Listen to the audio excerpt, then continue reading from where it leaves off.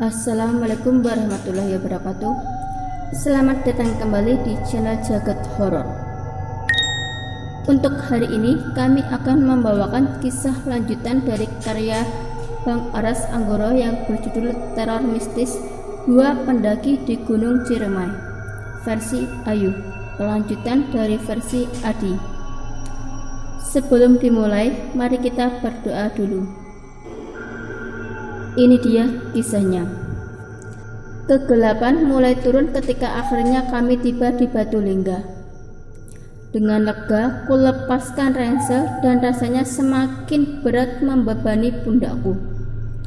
Ransel itu ku jadikan penopang kepala sambil ku rebahkan tubuhku di tanah untuk melepas lelah. Adi kembali membongkar isi ranselnya dan mulai memasak air untuk menyeduh kopi dan memasak mie instan. Kabut tipis melayang di sekeliling kami. Bunyi-bunyian serangga hutan mulai riuh terdengar menandakan turunnya malam. Sekejap, aku terlelap akibat terlalu lelah hingga kembali Adi membangunkanku untuk makan. Aroma kopi dan mie instan bercampur dengan aroma tanah basah makin membuat perutku lapar. Tapi ada sesuatu yang harus kukerjakan dulu. Mau kemana? Tanya Adi saat melihatku berjalan menjauh. Ganti popok, jawabku. Aku bersyukur tak ada satupun tenda yang berdiri di pos ini, membuatku leluasa mencari tempat untuk mengganti pembalut. Tak berani terlalu jauh karena kabut yang mulai menebal. Ku putuskan untuk melaksanakan hajatku di balik sebuah pohon besar. Darah kotor menempel di akar pohon raksasa itu dan sedikit menetes ke tanah di bawahnya. Dengan menggunakan ujung jempol dan telunjuk, ku perhatikan darah berwarna gelap yang pelan-pelan menetes dari pembalut bekasku itu dengan jijik. Lalu cepat-cepat membuangnya ke tanah ke tengah semak. Dengan bergidik ku usapkan jariku ke celana untuk menghilangkan sisa darah yang menempel. Tiba-tiba bunyi kepakan sayap memecah keheningan. Jantungku hampir lepas ketika seekor burung berkoak entah di mana di ketinggian pepohonan. Seluruh buluku meremang. Aku langsung buru-buru meninggalkan tempat itu. Adi sama sekali tak memperhatikan bahwa aku tak membawa bungkusan. Aku pun tak berniat untuk menjelaskan, biar saja. Tidak setiap hari juga kok. Sambil makan dengan perlahan ku perhatikan kegelapan yang mulai mengambil alih. Kabut tipis mengambang di sekitar semak dan kaki-kaki pohon. Kelebatan-kelebatan kelelawar yang mencari makan berseliweran di atas kami. Batang-batang pohon berwarna putih kelabu terlihat di sana-sini. Perasaanku semakin mendadak was-was. Aku tahu perasaan tak nyaman ini karena pembalut kotor tadi. Aku mengutuki kebodohanku sendiri. Mengapa tak dikubur saja seperti biasa? Keinginan untuk mencari dan mengubur pembalut itu padam saat kulihat kabut tebal berputar pelan menutupi arah tempatku tadi. Di sisi lain, membayangkan jalur turun yang panjang hingga ke Cibunat di tengah kegelapan ini, nyaliku langsung ciut. Gimana Di? Udah gelap. Ngekam semalam lagi atau gimana? Suaraku bahkan terdengar gemetar. Adi juga mungkin merasakan kekhawatiranku. Namun, aku sudah tahu jawabannya bahkan sebelum dia menjawab. Lanjut aja yuk, biar semua kalian capek. Aku tak lagi rewel seperti biasanya. Dengan diam, aku mulai membereskan peralatan makan dan memasukkannya begitu saja ke dalam ransel. Lampu kepala ku nyalakan, begitupun Adi, kami bergerak lagi. Ladies first. Adi memasakkan tersenyum sambil mempersilahkan ku jalan duluan. Wajahnya yang tersorot lampu kepalaku terlihat pucat dan menyeramkan. Langkah kami jauh lebih pelan dibandingkan saat terang tadi. Di beberapa tempat jalur yang kami lalui bahkan seakan tertutup karena rapatnya semak.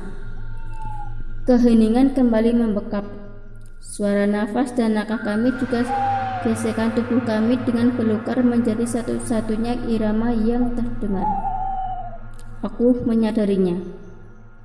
Aku sungguh-sungguh menyadarinya. Tak terdengar satupun suara serangga malam sejak kami meninggalkan Batu Lingga. Kekhawatiranku memuncak namun tetap kutelan sendiri. Semoga saja hanya perasaanku. Kabut tebal yang mengurung kami membuatku semakin gugup. Membuatku berpikir buruk bahwa kami hanya berputar-putar di tempat. Aku terus berdoa dalam hati semoga berpapasan dengan pendaki lain untuk membuktikan kami di arah turun yang benar. Satu-satunya yang membuatku agak tenang adalah suara langkah Adi di belakangku. Tak terbayangkan jika harus melalui kegelapan ini sendirian. Berkali-kali aku nyaris terpekik saat melihat bayangan hitam melintas, yang nyatanya hanyalah bayanganku sendiri yang tersorot lampu kepala Adi. Semakin dalam kami menembus hutan, kecemasanku kian menjadi. Aku hanya membatasi pandangan pada langkah kakiku, tak lebih. Ketakutanku jelas sudah menguasaiku. Batu besar di sisi jalur di mataku terlihat seperti nisan kuburan. Akar serabut di tanah terlihat mirip jeroan manusia. Belum lagi daun yang bergoyang tertiup angin seakan tangan yang melambai-lambai memanggil. Aku makin bergidik. Untuk mengalihkan pikiran-pikiran yang menakutkan, aku menyibukkan diri dengan menganalisa situasiku saat ini. Aku tahu ketakutanku itu tak berdasar. Ini semua hanya karena rasa bersalahku yang telah khilaf membuang kotoran sembarangan. Kupikir tak mungkin penghuni gunung ini marah hanya karena satu kesalahan yang tak disengaja. Lagi pula, baru kali ini aku lupa. Tak sekalipun aku meninggalkan sampah apapun di pendakian-pendakian sebelumnya. Pikiran itu terus kuulang-ulang bagai mantra untuk meredakan kecemasanku yang rasanya mulai tak terkontrol. Untuk sesaat hal itu berhasil. Tapi konsentrasiku langsung buyar kala wangi bunga Kamboja tercium. Dengan panik aku mengedarkan pandangan ke sekeliling, berusaha mencari di mana letak pohon Kamboja. Berharap ini memang sesuatu yang wajar. Bunga-bunga putih itu pastinya sudah ditemukan di dalam kegelapan pekat ini jika aku tenang. Pandanganku tertumpuk pada sesuatu berwarna putih di atas sebuah batang pohon tak jauh di depanku. Benar, ini cuma ketakutanku semata. Aku lega.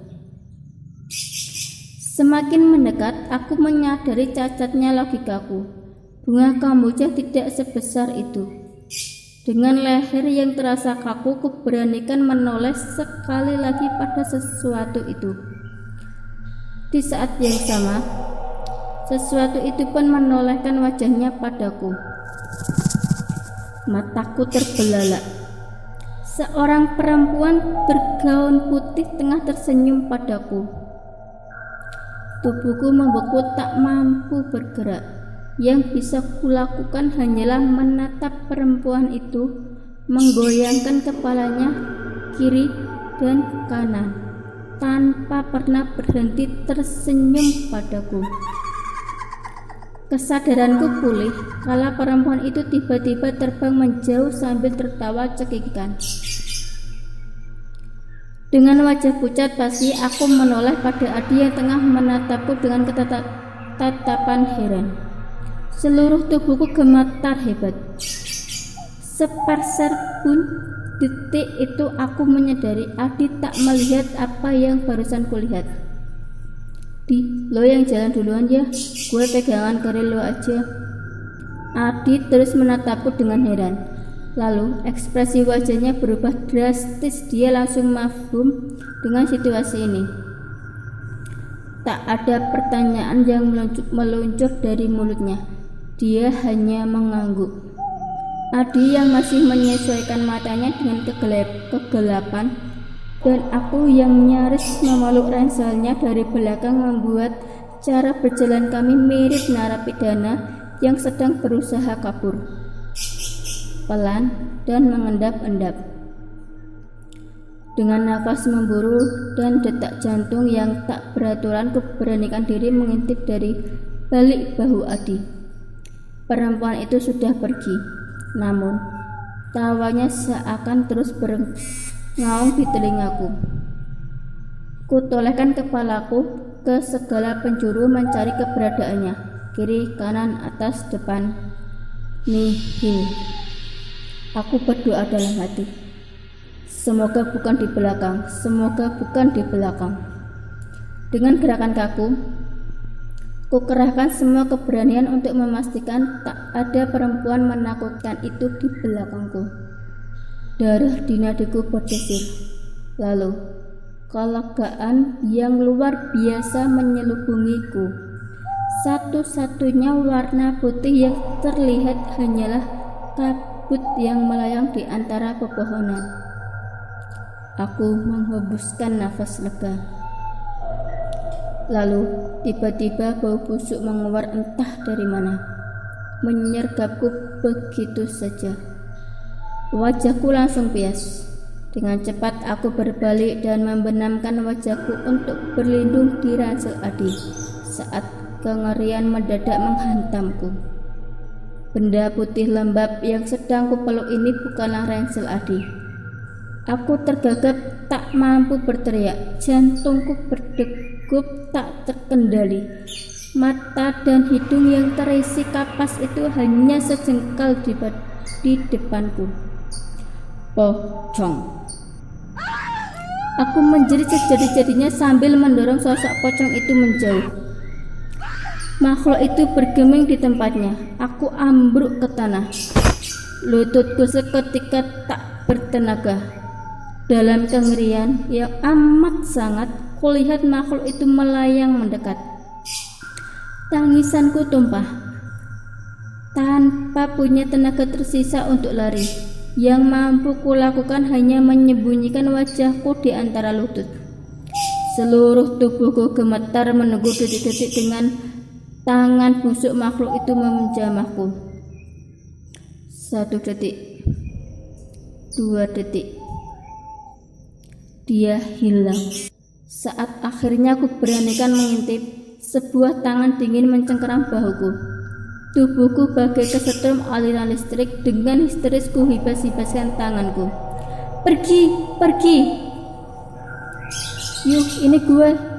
Adi menguncang-uncangkan tubuhku. Aku terus histeris. Sebuah sentakan keras Adi pada bahuku langsung membuatku sadar. Masih syok. Dengan tak percaya kulihat Adi yang tengah berjongkok di depanku. Di, pocong di, ucapku dengan suara gemetar. Ku rasakan tangannya yang menyentuhku di pundak sama gemetarnya. Gak ada apa-apa yuk, ucapnya pelan. Suaranya sendiri bahkan juga tak terdengar tak yakin. Aku masih terus sesanggukan. Tubuhku kaku, menolak untuk bergerak. Ayo jalan lagi, pelan-pelan saja, biar cepat sampai, sambungnya lagi. Gak mau, gak kuat. Masa mau diem terus? Jalan dulu aja, asal jangan di sini. Nanti di depan kita istirahat lagi, bujuk Adi. Dengan lutut yang terus gemetar, aku dipapahnya untuk berdiri. Sementara nyeri di ulu hatiku kian menjadi. Dari kantong samping ranselnya Adi mengeluarkan sebuah bandana hitam yang langsung dia ikatkan di kepalaku hingga menutup dahi sampai ke mata. Tangisanku masih belum mereda. Udah nangisnya sih, lama-lama gue jadi ikutan takut, ucap Adi mulai tak sabar. Gue juga mau berhenti, tapi gak bisa. Aku membalas dengan galak di antara sesenggukanku. Dibentak seperti itu, Adi hanya bisa ngaruk-ngaruk kepala. Bingung harus bagaimana. Tapi dia benar, kami memang harus terus bergerak. Aku berjalan mengekor dengan berpegang erat pada ransel dan lengan Adi. Pergelangan tangan kananku kulilitkan pada tali webbing yang menggantung pada ransel dan tangan kiriku mencengkeram lengannya. Kakiku melangkah dengan sedikit menyeret. Berjalan buta seperti ini sungguh menyulitkanku. Namun, setelah melihat 2 kali penampakan, tak ada cara lain yang lebih baik selain cara ini. Bayangan wajah busuk, berkapas, dan senyuman perempuan tadi saja masih belum mampu kuusir dari benakku. Demi Tuhan, aku tak ingin melihat apapun lagi malam ini.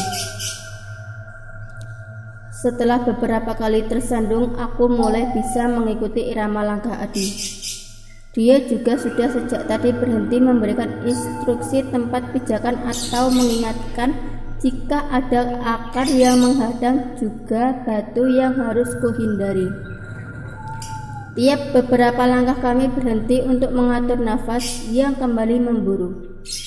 Lalu kembali melanjutkan dengan pelan. Beberapa kali juga dia berhenti mendadak yang membuatku menabraknya. Jika sudah begitu, aku langsung mengomel yang sama sekali tak menghiraukannya. Beberapa tempat dia berhenti cukup lama. Mungkin sedang menimbang cara kami melewati turunan yang kadang lumayan terjal. Atau jangan-jangan dia juga melihat apa yang tadi kulihat. Dengan tangan kiriku yang memeluk erat lengannya, aku bisa merasakan ketegangan yang semakin meningkat. Aku bisa merasakan detak jantungnya yang semakin cepat. "Yuk," bisik Adi pelan. "Apa?" Doa yuk, jangan putus," jawabnya lebih pelan lagi. Aku mengangguk. Dia pun kudengar mulai melafalkan istighfar tanpa henti. Suaranya jelas terdengar gemetar ketika langkah kami lagi-lagi mendadak berhenti. Pasti ada sesuatu. Walau dengan mata tertutup kain bandana, masih kutambah dengan memejamkan mata, aku dapat merasakan ada sesuatu yang tengah terjadi. Tubuhku menegang, pelukanku pada lengan Adi semakin kuat seiring deram jantungnya yang semakin meningkat. Pelan dan samar kudengar suara langkah dari depan kami. Saat suara-suara itu semakin mendekat, mulai terdengar juga suara orang mengobrol dan nafas-nafas berat. Akhirnya ada pendaki yang lewat. Kami selamat. Tapi Adi masih tak bergerak. Ada orang ya?" bisikku pelan. Alih-alih menjawab, dia malah memintaku diam. Lalu, bagai mendengar radio yang tiba-tiba dimatikan, suara itu menghilang begitu saja. Keheningan yang mencekam menyelimuti kami. 2 detik berlalu, suara langkah kaki kembali terdengar. Kali ini sumber suaranya bukan berasal dari depan, tapi dari atas. Di belakangku. Tiba-tiba dalam sekejap udara berubah menjadi pengap. Aku megap-megap mencari nafas. Tubuh Adi mengeras bagai batu. Nafasnya kembang kempis. Sesekali aku juga merasakan sentakan-sentakan kecil di tubuhnya. Apa yang sedang ia lihat sekarang?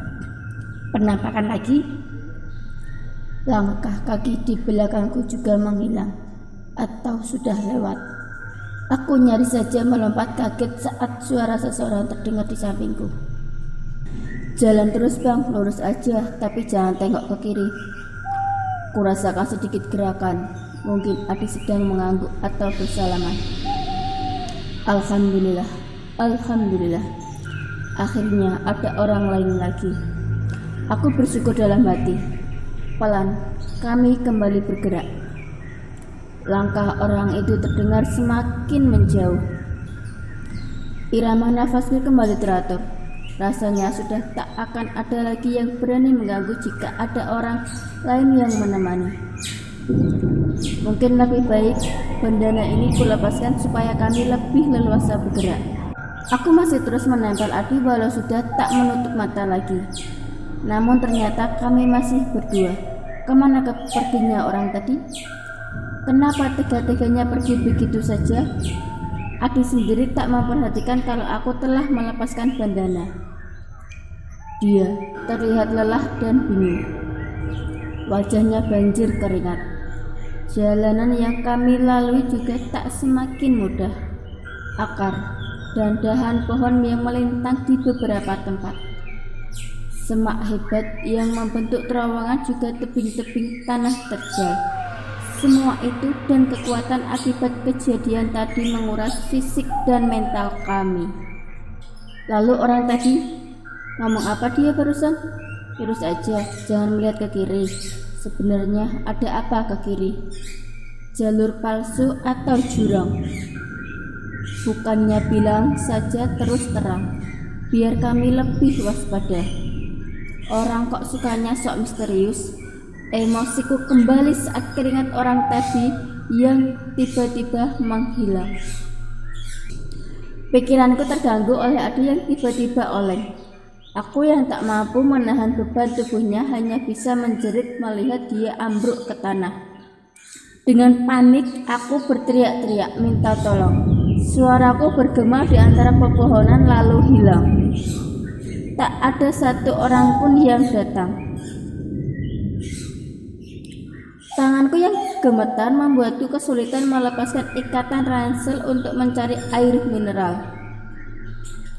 Erangan-erangan yang keluar dari mulut Adi membuatku makin panik. Keringat sebesar jagung muncul di dahinya. Di, bangun Di. Aku mulai menangis sesenggukan sambil memaksanya minum. Awalnya dia batuk, lalu pelan-pelan Adi membuka matanya. Tangisku meledak melihatnya kembali sadar. Nangis mulu, liris suaranya padaku.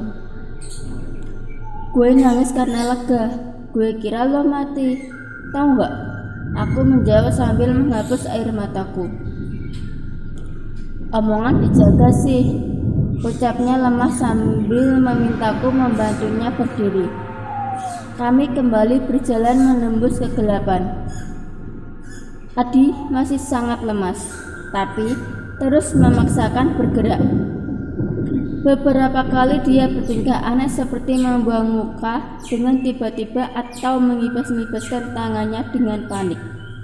Setelah melewati sebuah tanjakan curam, Adi kembali bertingkah aneh. Awalnya dia terus-menerus mengucapkan syukur dan tersenyum padaku dengan wajah ceria yang aneh. Tangannya menunjuk sebuah pohon besar di kiri jalur, lalu dengan setengah menjerit dia berkata padaku, "Kita selamat yuk, akhirnya ada orang." Jantungku kembali berdetak cepat. Tak ada seorang pun di tempat yang dia tunjuk. Di sana hanya ada pohon besar dengan sulur-sulur yang menjalur ke tanah. Dadaku sesak. Kembali aku harus menahan tangis. Aku takut Adi pingsan atau kesurupan. Kita mampir ke situ yuk, istirahat, besok aja kita jalan lagi. Sambil berkata begitu, dia berusaha melepaskan diri dan mulai bergerak ke pohon besar itu.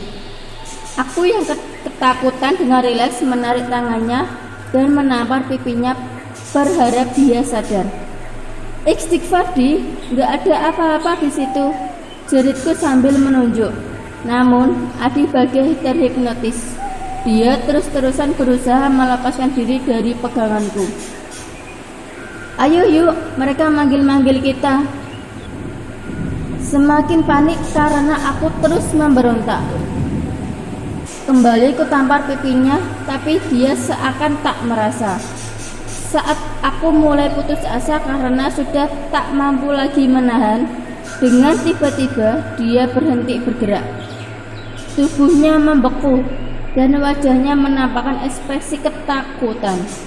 Aku dicekam kengerian melihat matanya yang terbelalak dengan tak wajar. Seluruh bulu kuduku berdiri dan persendianku gemetar kala dia tiba-tiba menjerit ketakutan sambil berlari meninggalkanku. Belum sadar dari rasa terkejut, perhatianku teralihkan pada sesuatu yang menggelinding di tanah dan berhenti tepat di depanku. Firasatku berteriak memaksaku untuk lari, namun kakiku bagai tertancap di tanah. Mataku terus terbuka lebar tanpa bisa menutup, seakan memaksaku melihat dengan ngeri kala benda itu pelan-pelan berputar dan menampakkan seraut wajah pucat. Aku menjerit histeris saat menyadari itu adalah potongan kepala Adi.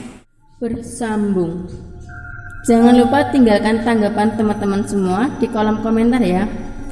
Dukung terus channel Jagat Horor dengan cara subscribe, like, dan nyalakan loncengnya supaya tidak ketinggalan kisah-kisah yang lainnya. Terima kasih yang sudah mendukung dan menyimak kisahnya. Wassalamualaikum warahmatullahi wabarakatuh. Tunggu kisah berikutnya.